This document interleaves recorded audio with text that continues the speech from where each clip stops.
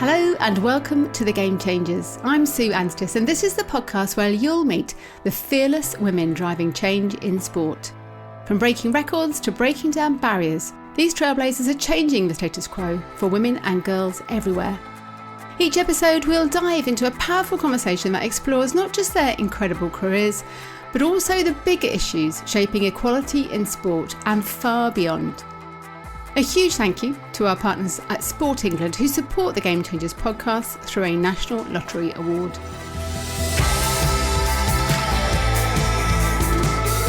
My guest today is Lucy Adams, a skateboarding pioneer who has been immersed in the sport for over 2 decades as a professional skateboarder, a coach, a leader, and a loud and proud advocate for inclusive progression.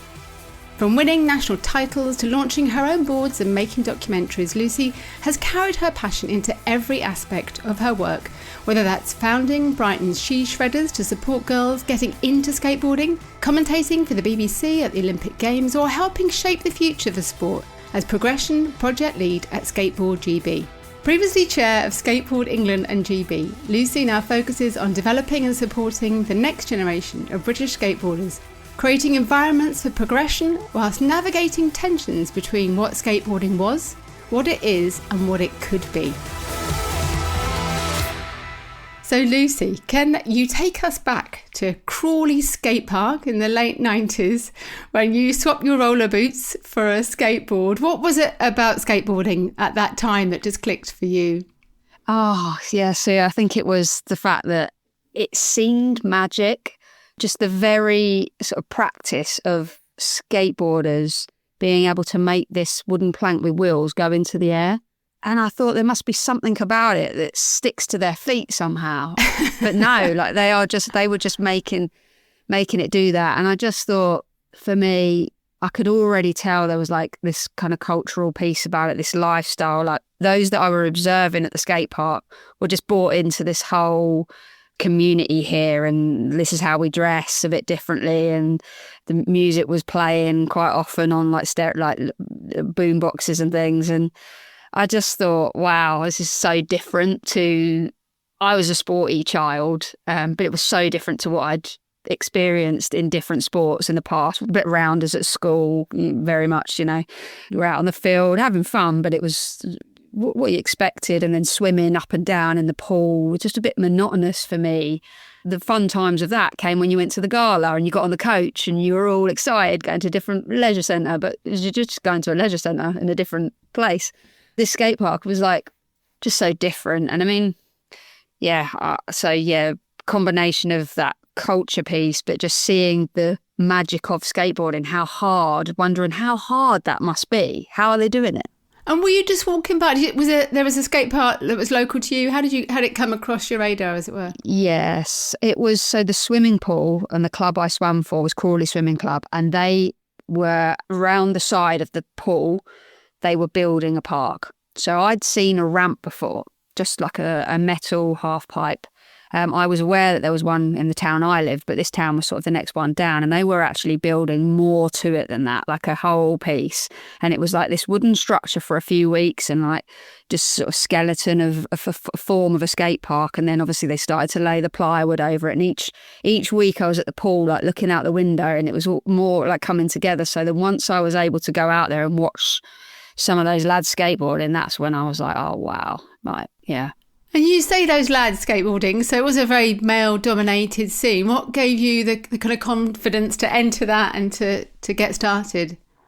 I think because I'd had some of that experience with my roller skates. So my mum roller skated, actually. She played roller hockey. Did she? Yeah, so we had a local roller disco every couple of weeks or so in our local leisure centre, and we'd go there and we'd play that. And I just don't think it would pass now, but we'd play games like there was sit down tag and all sorts, and you'd stuck in the mud and roller skate. So like sit down tag was crazy because you got tagged and you sat down, so then you're like weaving in and out of people on the floor, and it was just great. And like so like weeks would go by and you'd always win I don't know, I'm sorry, I am from the 80s, but what's the vinyl, is it a 6-inch? A 7-inch? Yeah, well, the smaller one, a small record. We'd win a small record. And I remember I won Itsy Bitsy Teeny Weeny Yellow Polka Dot Bikini. Was that Timmy Mallet? I won that for a game of sit-down tag. But I had that experience, like shooting about, darting about, being on roller skates. So I was quite confident on wheels. So I had them and I was like, Dad, I need to go out there and take my roller skates. So, because he was the one that took me to swimming on the Friday. So we'd go out, we'd get there a little bit before and I'd have a little roller skate around and he'd sort of stand by the side. At the skate park, was that? At this new skate park, yeah. Right. And I'd barely touched the ramps. There was a lot of flat ground space. I'd sort of just skate around them and be a bit sort of scared. But some of the older boys said to me, like, or they just sort of did acknowledge me, and they said, "Oh, you need a skateboard. Skateboards are cool. Like, essentially, what you're doing is a bit rubbish. you could get a skateboard like one of these." And they'd show me the things, and like even the skateboard, I was like, "Oh my God, that's so cool!" Like the graphic on the bottom and just how it looked. And I was like, Dad, I do need a skateboard. And really fortunately, he had a colleague of his had obviously been a skateboarder or played about with it. And he said, "Oh, Adie's got one. Get you on that first, see how you go." So I was like, "Oh, so exciting." So I remember going to my nan's house and she had a path that, just a pathway in the middle of the garden. And I was just back and forth up this path, just working it out. So once I had a bit about me, I could go along on the thing. I was like, "Well, I'm taking that next week," and away we go. And did they, I love that it was the lads that said, "Come along, you need to try this." Did they always make you feel like you were included? Did you ever face any kind of pushback or discrimination there? So I always reflect on this because there's periods where I can remember bits like that. But in those early days, I very much got taken under the wing. That's how it felt. I think because the park was new and it brought about, there was obviously the older guys that did campaign with the council and were part of the group that, got the park built. So there were the older ones.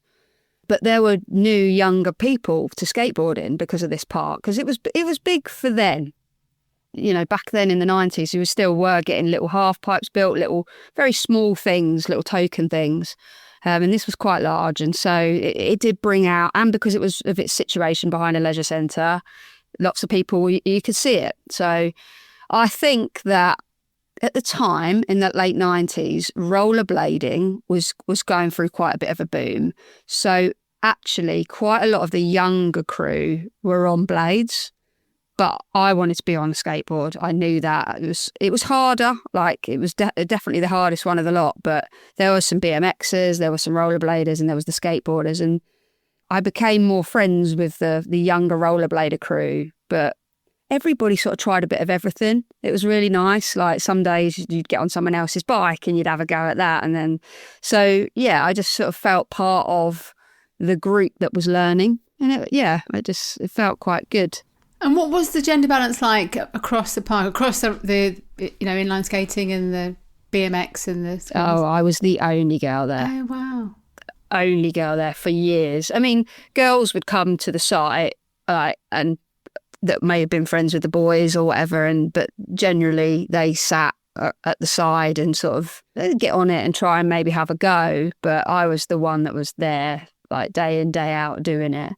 And that's, I guess, when I started to travel a little bit for skateboarding, so when we got a bit older, because I was 13 going on 14, so it wasn't until I was about 15 going on 16 that I could sort of take the train independently and things like that. And then some of those lads were like, "Oh, we're going to go to a skate park at this place or this place on Saturday," and I was like, "Oh, cool." So we'd all sort of go together, and that's when, I guess, turning up at a different spot, I would get like a feeling of, "Oh, I'm different," because the boys at this other part would obviously be like, "Oh, it's a girl doing it," and like, yeah. So it was a bit. I kind of noticed then that it wasn't like we were all the same. I was different. How did it make you feel at the time?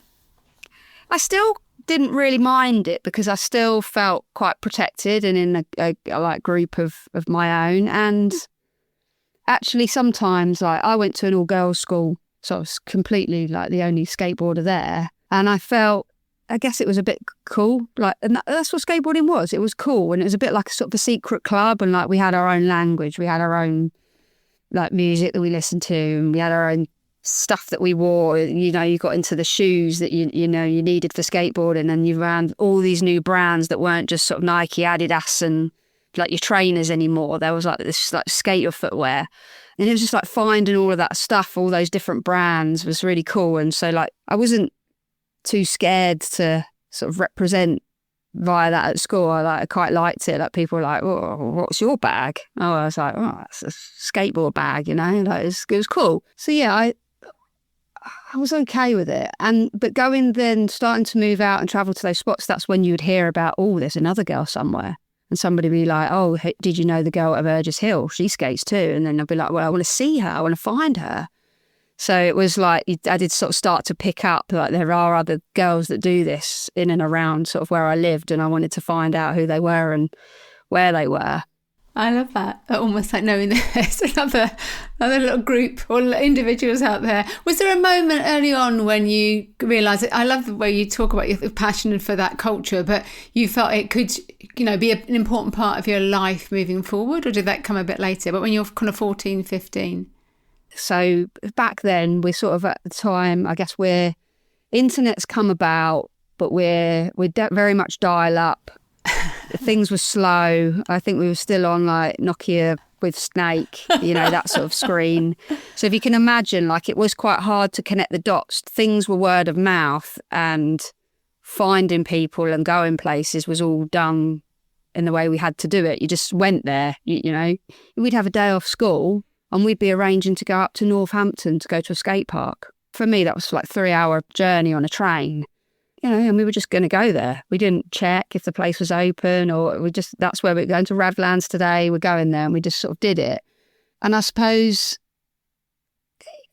I didn't think there was a career in it or anything like that. Because that wasn't visible. Like you didn't see people like making money out of doing skateboarding. But I just thought this is a thing that I want to get better at, and I want to do more of all the time. Already skateboarding seemed infinite to me from like the whole progression side of things. Like you can learn that trick and that can go to a variation on that trick. I mean, there's so much that you can keep doing. You can't complete skateboarding. Like it just keeps going. And then through videos and things like more exposure and traveling, you saw things that you wanted to skate, different things, because it's not like a court or a pitch or the thing that you play on doesn't stay the same. Everything is different. So you might find that combination of rail and ramp and that is at that place. But then if you go to that place, they've got a different combination of it. And so like, again, it's just infinite how the field of play, they definitely use that word in skateboarding at the moment whilst it's competitive, but the skate park or the landscape, because we skate in the streets as well, right? So like I was really keen for that. I was from a small town. And our sort of street skating was pretty non-existent. We had like a central kind of bit in town we'd skate at.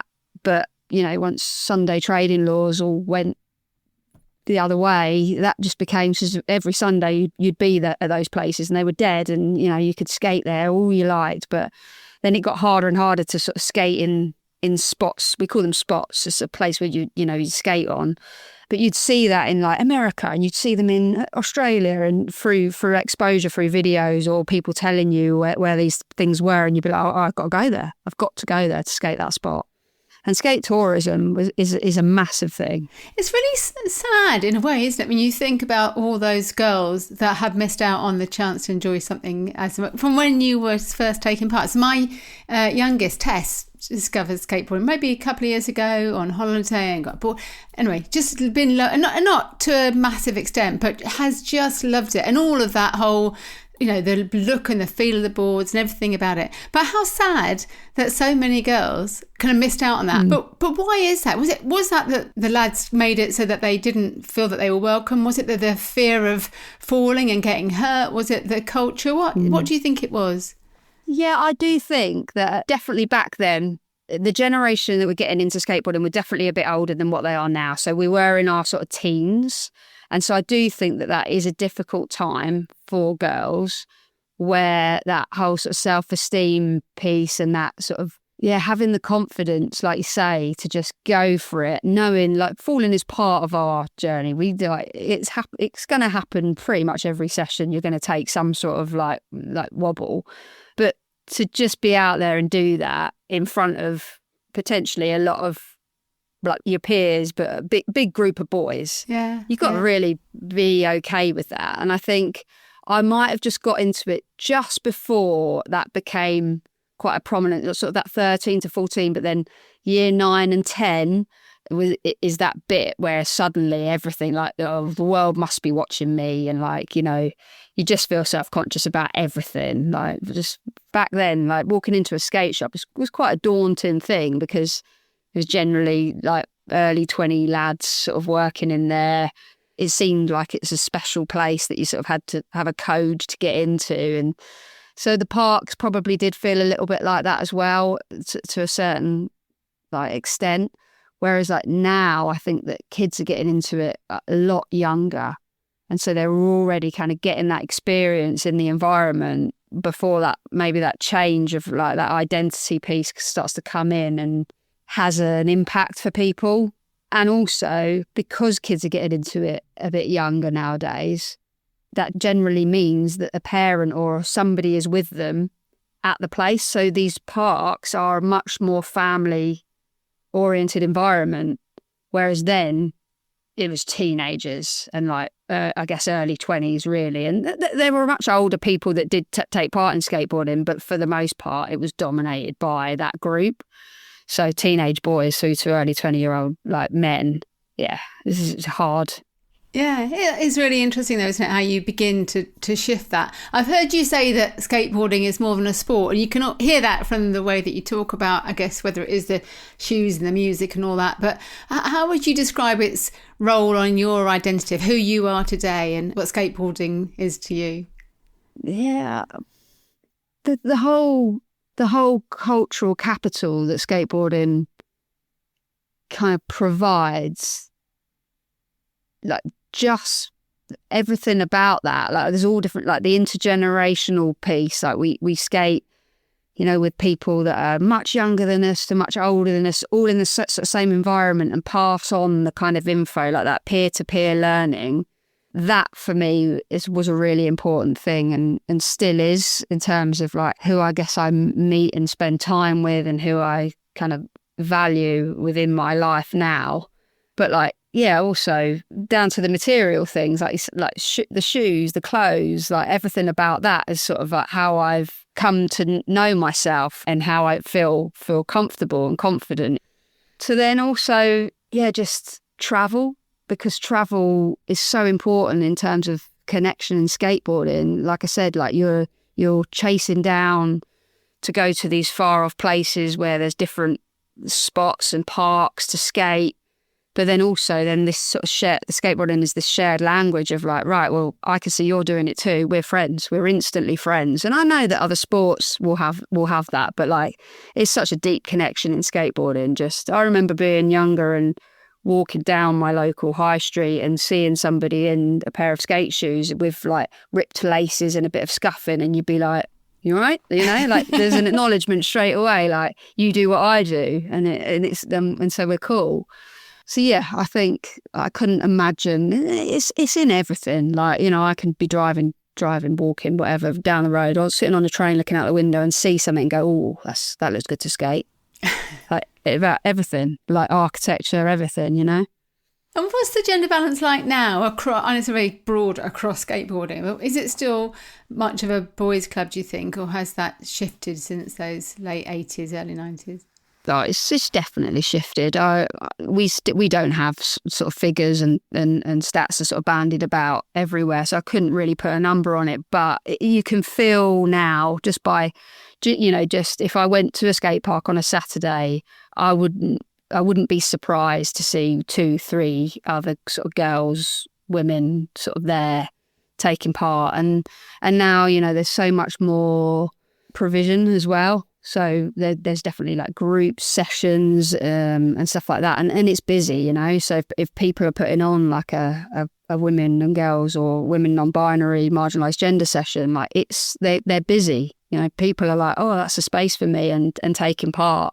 Whereas when we sort of tried, like you mentioned in your intro, when we set up She Shredders, and can't really remember the year, but it must have been around 2010 or something like that. It was quite a while ago, and it was quite hard, for the first 6 months trying to justify that session because the numbers were sort of so low. But it was like, you've got to stick with this. We've got to make sure that people are aware and keep going that why are these groups called like hard to reach groups or whatever it is, because you've got to stick at it. You've got to do it, and you've got to prove that you're around for the long haul for this to capture those people, and not everyone's going to go, oh, I've seen that, I might do that like straight away. It takes some time, and but we were there, and we went through it, and we got ourselves out there, and now these groups are happening weekly. So like that group has really evolved, that She Shredders group that I set up, and it happens once a week at the little skate park in Brighton, and they're busy, sort of 15 to 20 people. And you came out in that sort of male-dominated subculture, a time when LGBTQ plus visibility in sport wasn't where it is today. So what was that experience like for you? Early 2000s, I assume? Yeah, it definitely felt, I guess, because I was like one of the boys for a long, long time. This is where it probably started to get difficult, was when the boys suddenly did become interested in girls. And I didn't necessarily I wasn't fitting into some of those sort of conversations or the groups, or I sort of started to feel excluded because obviously they wanted to talk about stuff, but they didn't really want to talk about it in front of me.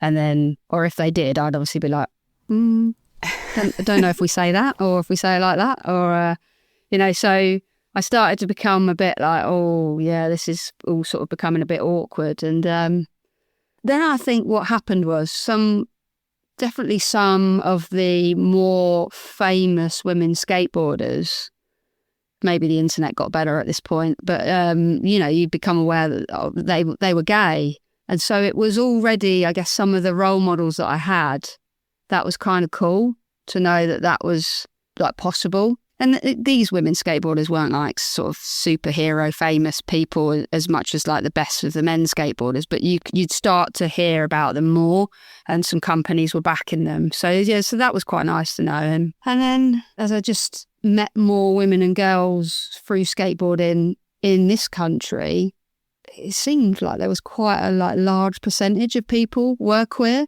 which was just sort of nice to sort of feel part of a community, really, that there were other people like me. And that grew quite a bit. It took a long time in skateboarding for there to be like an out male sort of pro skateboarder. But when it happened, I think it really felt super positive because of how sort of famous he was and how well renowned and respected he was. People just really backed that hard. And it felt like that whole piece was quite an inclusive and celebrated thing. So yeah, it's always felt to me that skateboarding is quite inclusive of LGBT stuff. And have you thought it's important to you to make queer women and men and non-binary people feel that it is a sport for them? Do you feel that you need to not champion and kind of the visibility side, but is that an important part of who you are within the sport, do you feel? Yeah, I really do, because like skateboarding is so individual. We're not part of a team in any way or whatever, but we definitely form like crews and little groups and things like that. And so it could have been, and it has been, quite cliquey. So I definitely feel like, you should try and speak up or use the platform I have to just talk about me, really, and my own experience, because that's what I've got, like I have a wife and we have children, and we don't make any kind of secret about that, and we've always been quite proud about that. And that's, definitely, I've got a lot of support from that. Yeah, and had a huge impact for, I'm sure, kind of thousands of young people too. It's kind of very powerful stuff, isn't it? You were crowned UK champion multiple times, and I wonder what those accolades mean to you personally, especially when you're trying to balance, I imagine, but that competitive success with skateboarding's roots in freedom and rebellion and creativity and so on. It's also a bit of conformity, isn't it, amongst it? So how does that sit with you? Yeah, good question. Yeah, because and I have probably said this quite a few times, but definitely even as I got older in skateboarding, the competition side of things, the main thing about it, and I guess the main pull to take part in competition was the fact that you get to be with other women and girls. Because even though like we'd started to find out where each other were, the internet did come, and that whole social piece definitely made like the connections form a lot easier. You could speak to people, you could see more, like you can create your own sort of feeds to what you want to see, and you would see it. Like back in the days of dial-up, I was refreshing like the same website, which was called I can't remember what it's called, but it was about women and girls skateboarding, refreshing for new content. And it took weeks, like weeks went by, and then there'd be some new content.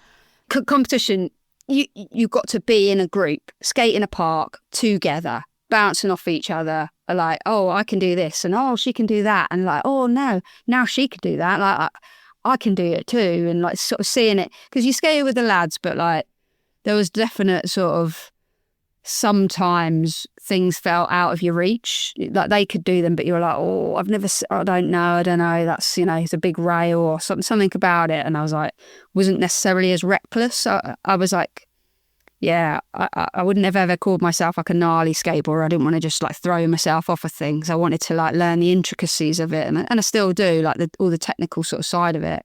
But yeah, you got to see other girls doing things and women doing things, and it was like, it'd give you like that boost and that motivation.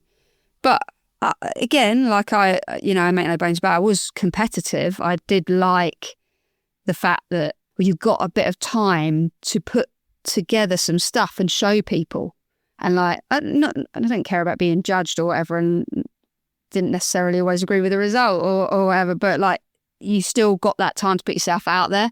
And I think that is a real part of skateboarding. And you see it now in the whole sort of digital age where Instagram is such a massive thing for skateboarding. Like if you didn't film it and upload it to Instagram, did you really do it? Like it is so important to be sharing your content, and for skateboarders everywhere. And so yeah, it's a definite thing to kind of get like put yourself out there. So I did enjoy like competing for sure. And you've worked with some incredible brands across the time. So what have been the most meaningful partnerships to you? And I'm interested to know what makes a great partnership. So where do you think feeling supported and impactful, where does that really matter for athletes?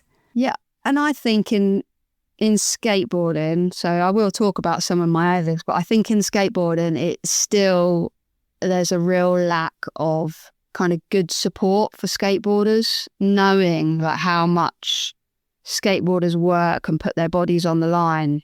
I think that you'll probably get like a real small percentage of top tier skateboarders getting any kind of proper support.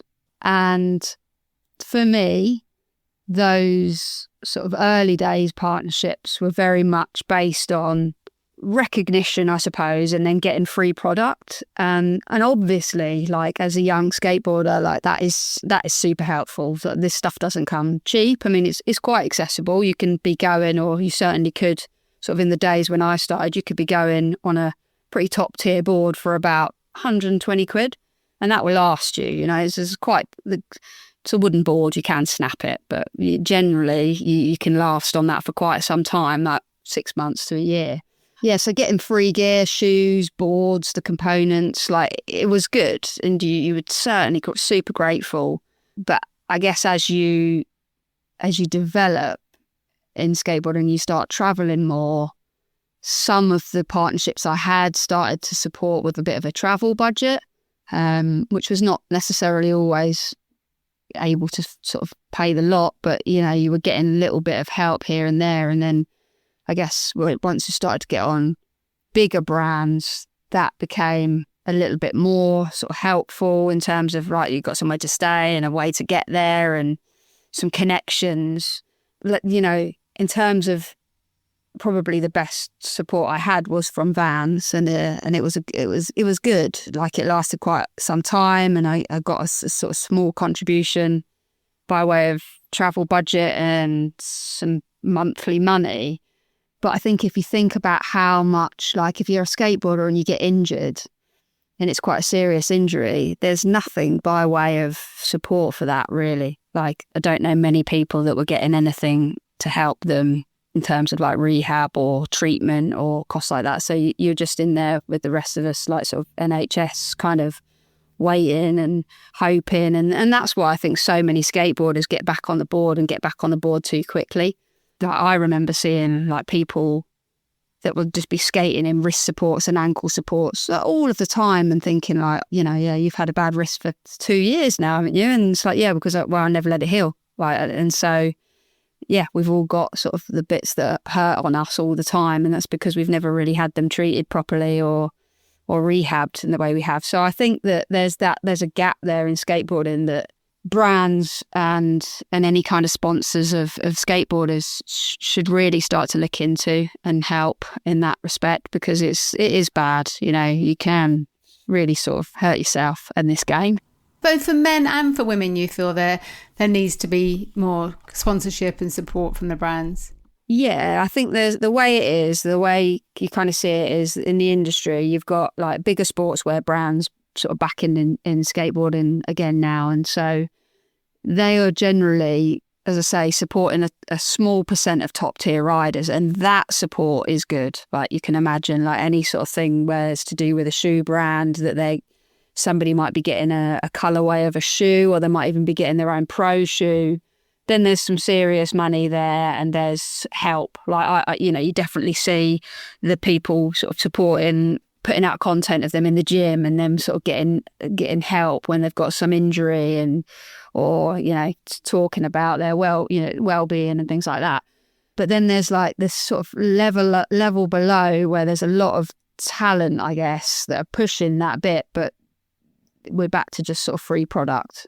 They're sort of swimming around in this area trying to push for a bit more, but they're the ones that are generally like really sort of breaking themselves because they're trying so hard to get to to unlock that next kind of level and try and make a career out of skateboarding.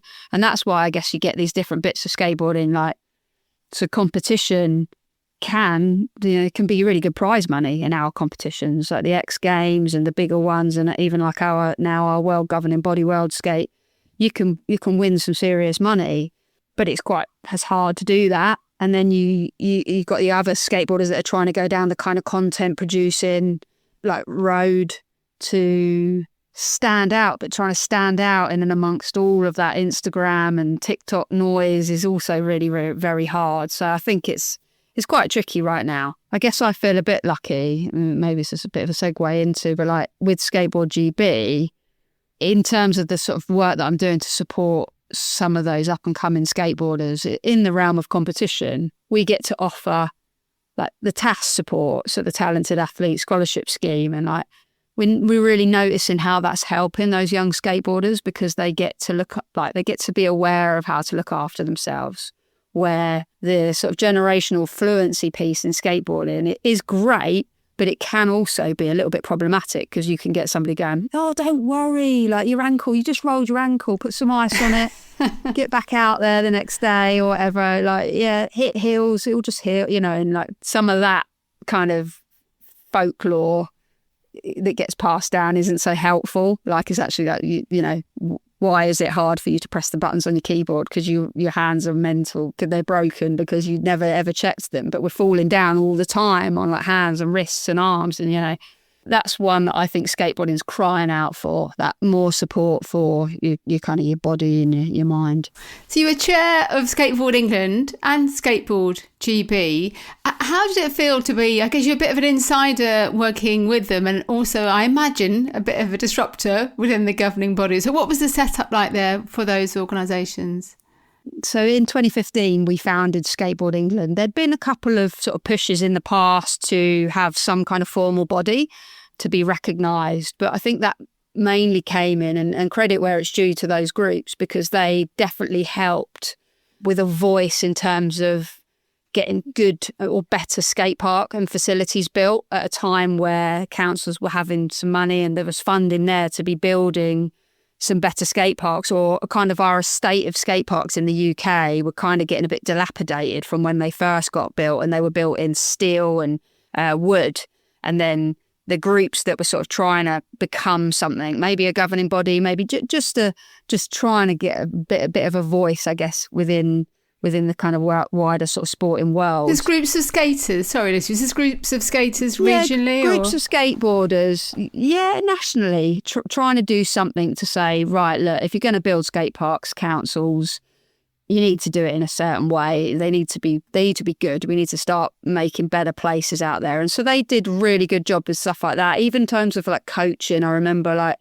people sort of giving skateboarding lessons in the early days. Like there was never any kind of regulation to it, and those groups certainly tried to say, right, let's try and do this in a safer way. But then by 2015 there certainly became a need to make something a bit bigger, a bit more structured, and then to try and get recognised by the likes of Sport England and things. And it was before we knew that skateboarding was in the Olympics. So 2015 we started up Skateboard England. And kind of by default, I was the chair, really. Like, nobody wanted to do it. And somebody suggested me and everyone else went, yeah, sure, do it. And I didn't really know what the role was. And to be honest, at the time, it was quite sort of working it out. We didn't have any funding or anything. So we were just trying to kind of work towards what it might be to be a governing body. And then we got the news in, I think it was 2016, that we were going to Tokyo 2020. So then there became a bit more of a like, okay, this needs to be right. Suddenly there needs to be a GB vehicle here, and people like UK Sport are starting to engage in terms of, well, are we going to have any chance at this thing? Like blah blah blah. Start talking. So we spawned Skateboard GB as well, and then we did a bit of a restructure, and the whole thing is just sort of Skateboard GB now with some home countries as well that do exist. But yeah, I did that for 5 years as a voluntary chair, so 2015 to 2020, and it was a slog because we went through so much sort of change and so much of learning new information, taking it on and then working out how we get to that point, how we keep like ticking off the boxes, I guess, governance related stuff, like to the funding, how we were engaging the community, because obviously that was really important because skateboarding has never had this sort of governing body before, and there was a lot of pushback on why do we need to be organised like this, and then a lot of people would sort of make that or had the perspective of, well, you're only forming the thing because you're going to the Olympics, and we don't care about skateboarding in the Olympics, so we don't need to care about a governing body. And so it was seen as quite a one-dimensional thing, but we had every intention of, right, no, we just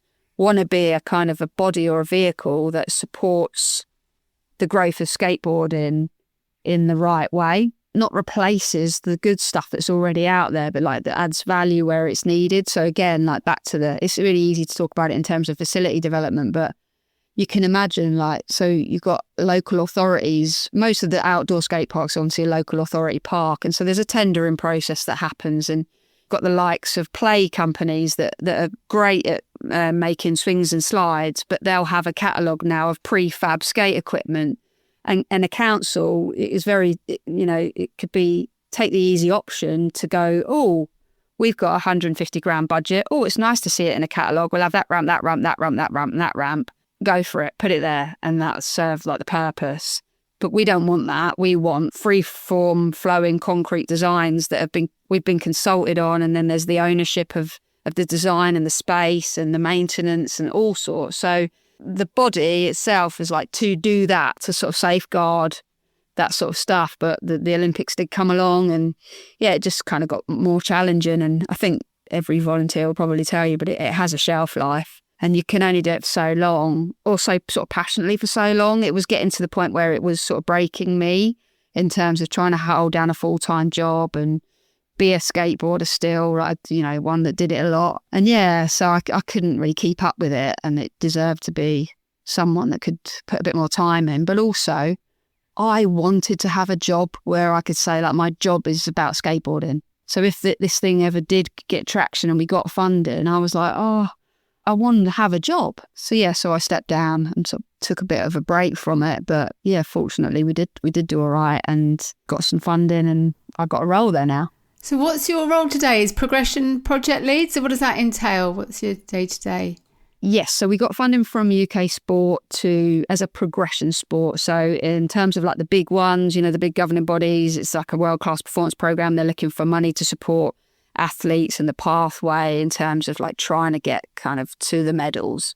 But we were more about, we were in a group of sports that were, right, like you guys, there's a definite need to build out a pathway here in the way that's relevant to your sports. And so like we've taken the pressure off in terms of funding for kind of a medal target, but it's more about like domestic competition for us was big. Like what's going on? There wasn't really much going on. So how are we going to build a bit of a pathway with competitions to support skateboarders? How are we going to look at coaching? Again, like I mentioned it earlier, but like no one had really like looked at what coaching means for skateboarding. And I told you earlier, it's like so peer to peer, like you're there and everybody's kind of up for giving you advice. And as a skateboarder, even one that doesn't care about competitions and is got nothing to do with it, you'll still be on a journey whereby even a top pro that's never entered a competition will go out with a filmer, go out with a photographer, and they'll be giving you hints and tips. Like through my lens, I can tell that you need to go a bit faster. That's coaching, right? And so like all of those people kind of feeding into like what you do. So we coaching existed, but in this really like lovely organic way. And a lot of people will say that's what makes it so special. And don't lose that. That's, that's really great about what your sport, your activity. And so sort of capturing that in any kind of coaching offer that we built. So this is my role really, just sort of looking at our skateboarders in our pathway, those that might want to be competitive skateboarders and maybe go along to different competitions, go to international stuff and try and like make their like inroads into that area. But I've also, just looking at how we create in a community of people around that competitive skateboarding. So with the judging, like how are we getting more judges that are skilled and like good at what they do to provide integrity to the pathway, and looking at even like in the events, there's so many roles, like there's the MC, there's the event manager, there's the DJ, like it's all of that, and just building that community of people around what we do to keep it skateboarding, to keep that culture there. Does it almost feel like a bit of an impossible task to your job, but to that goal towards conforming in competition and so on versus, it's almost a question that we asked before of the cultural alternative, it doesn't really care for the rules, it's all of those things. It does feel like there's not two different sports, but because I'm interested to know in terms of the Olympic and being an Olympic sport, would the average skateboarder say it's been fantastic for the sport, or has it changed the sport? Yeah, there's a definite dichotomy. That's the word I was after. Yeah, I think they are coexisting, but I think we can continue on that track because it's funny about your question. If you ask an average skateboarder, probably hard to find an average skateboarder, but I suppose sort of like your more core skateboarder, like core to the culture and core to the industry and connection to just skateboarding in the streets and at its heart, is probably a bit indifferent to it because it's like, well, that bit doesn't really touch me.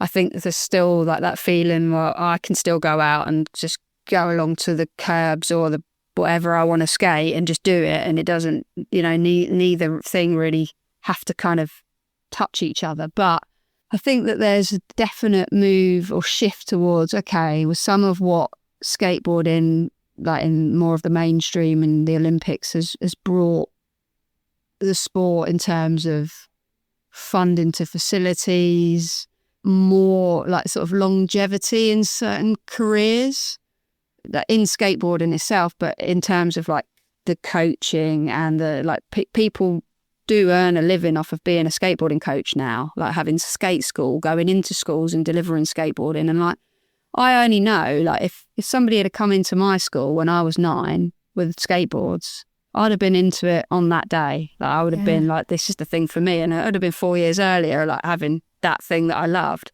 So I think, that people can't, that's only a great thing, that's out there happening. The exposure to people is great.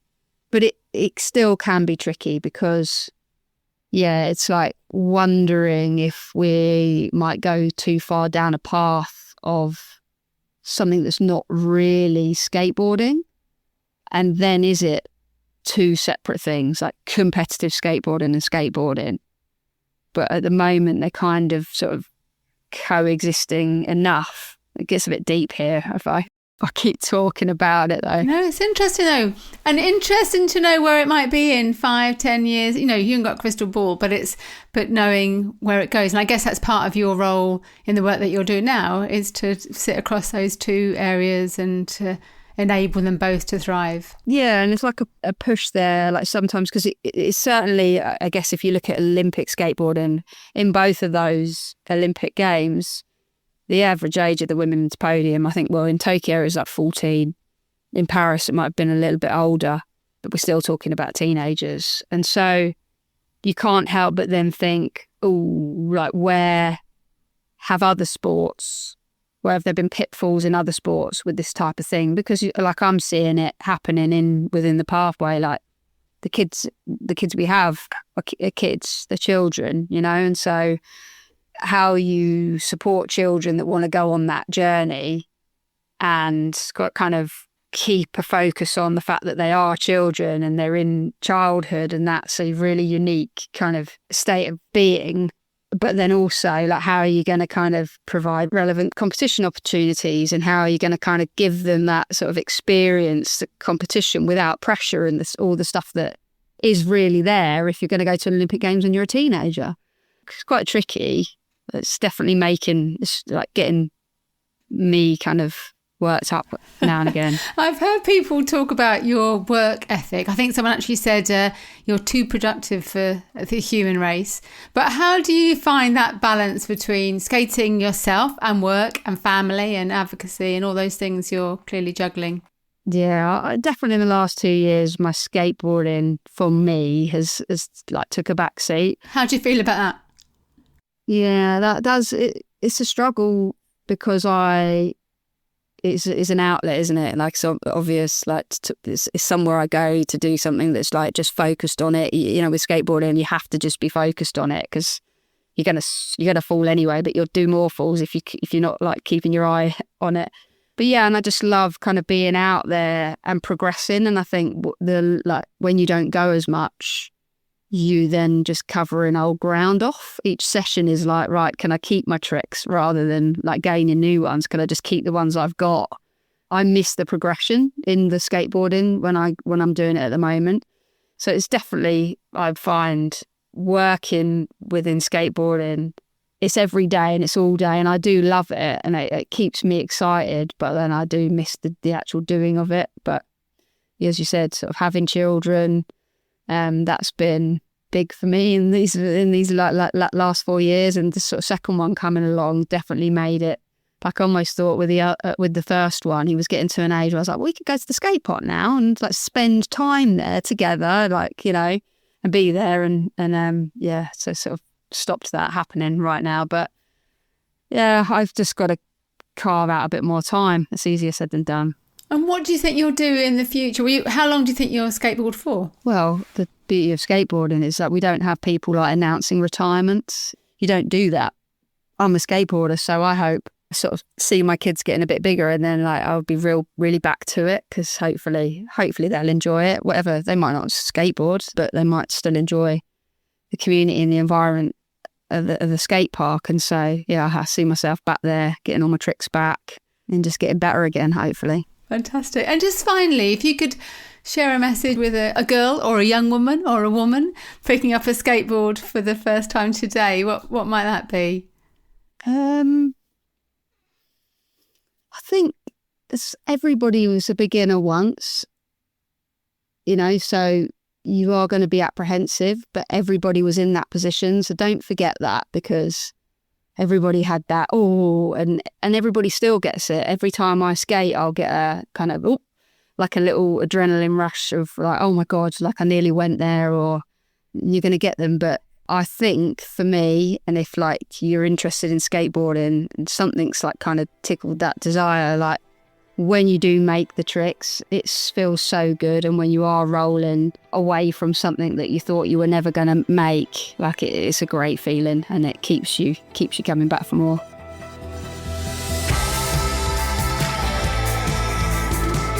Lovely to talk to Lucy, and it's almost made me think I'd like to try skateboarding, but I think I might be a little too late for me now. If you'd like to hear from other trailblazers like Lucy, there are over 200 episodes of The Game Changers that are all free to listen to on podcast platforms or from our website at fearlesswomen.co.uk. Guests include elite athletes, along with coaches, entrepreneurs, broadcasters, scientists, journalists and CEOs, all women who are changing the game in sport. As well as listening to all the podcasts on the website, you can also find out more about the Women's Sport Collective, a free, inclusive community for all women working in sport. We now have over 13,000 members across the world, so please do come and join us. The whole of my book, Game On, The Unstoppable Rise of Women's Sport, is also free to listen to on the podcast. Every episode of Series 13 is me reading a chapter of the book. Thank you once again to Sport England for backing the Game Changers and the Women's Sport Collective with a National Lottery Award, and to Sam Walker at What Goes On Media, who does such an excellent job as our executive producer. Thank you also to my wonderful colleague at Fearless Women, Kate Hannon. You can find the Game Changers on all podcast platforms, so please do follow us now to ensure you don't miss out on future episodes. Come and say hello on social media, where you'll find me on LinkedIn and Instagram at Sue Anstis. The Game Changers, fearless women in sport.